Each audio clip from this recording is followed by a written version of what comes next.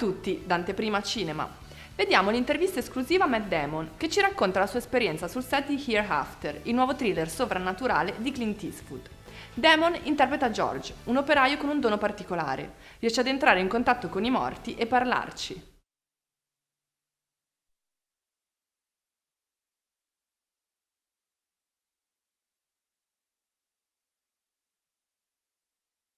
If you're doing it on stage, you're very much in control of how the performance is pitched, and but on film, a lot of it comes to the director, you know, and so if you have faith in your director, I think, you know, it's not very difficult at all, you know. The character was really clearly drawn on the page, and Clint and I didn't really talk that much about how to play him, you know. We just started shooting, and he would occasionally give me some advice, and but you know, he doesn't he's not an overbearing director, you know, which is not to say that he doesn't direct you, because he does direct you. You're aware of it when you work with him, but but he's not you know, one of these guys who gets in your ear and talks for an hour. You know, but I got to see him be a little more hands-on this time.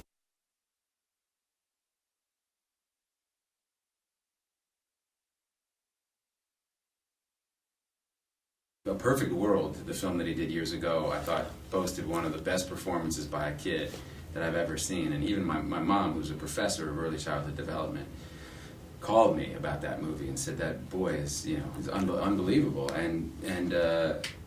And so this was a good experience for me, a good chance for me to see how Clint works with kids, and he's got a whole methodology about it, and it's around you know, not getting kids with too much experience, and he wants the kids to be able to be kids, but he's able to get them to focus without getting them bored, and so they retain that kind of ability to still play a little bit, and he just did some very, very smart things, like in the final scene with me and the boy, which is really the pivotal scene, you know. And going into it, I looked at the script and said, if this scene doesn't work, the movie just falls apart, and everybody knew that on the set. The boys didn't know that, but all the adults knew that, and so Clint did some great things where he shot the scene with both boys. And what that did was it just took all the pressure off them, and so it became a game for the two of them, you know, between Frankie and Georgie, you know, who, you know, you know, and it became fun.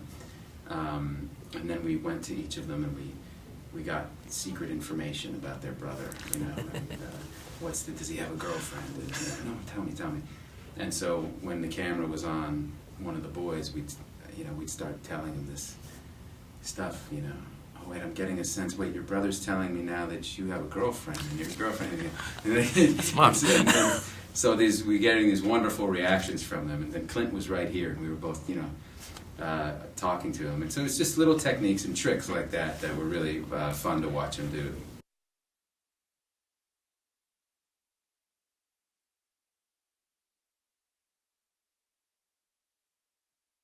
He was an iconic actor. You know, she was an iconic screen presence, and a completely original figure on screen to start.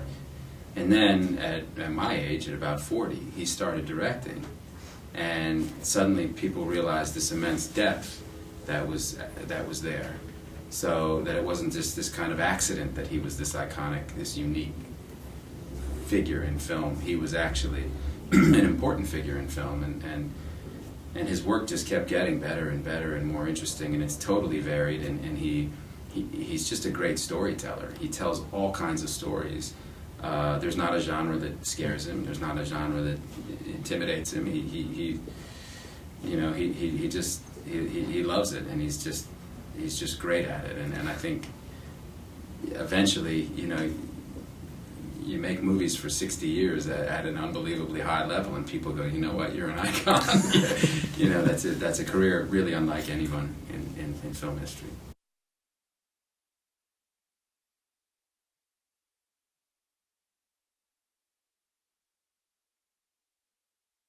I think people are perfectly willing to explore the subject if, you know, if there's a good story about it,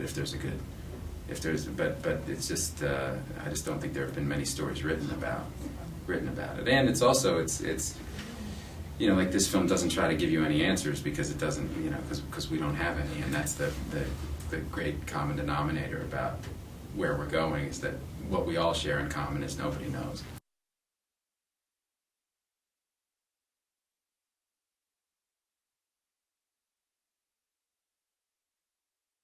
No. I mean, I still am where I was at the beginning, which is where my character is with the boy at the end. He says, "I don't know. You know, I'm sorry." Is what he says. So I'm hopeful, but that's all I can do is be hopeful.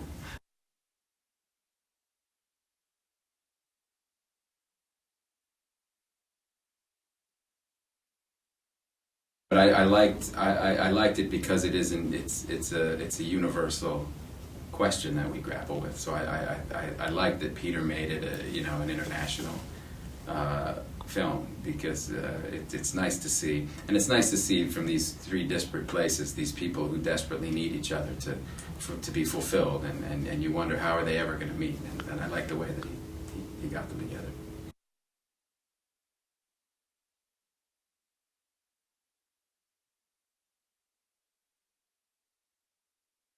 I really want to. I've been wanting to, but I keep getting these great jobs, you know, and I learn so much every time I work with him or the Coen brothers, or, you know. So I feel like I'm getting some good value while I'm not directing. So, but soon, I hope soon.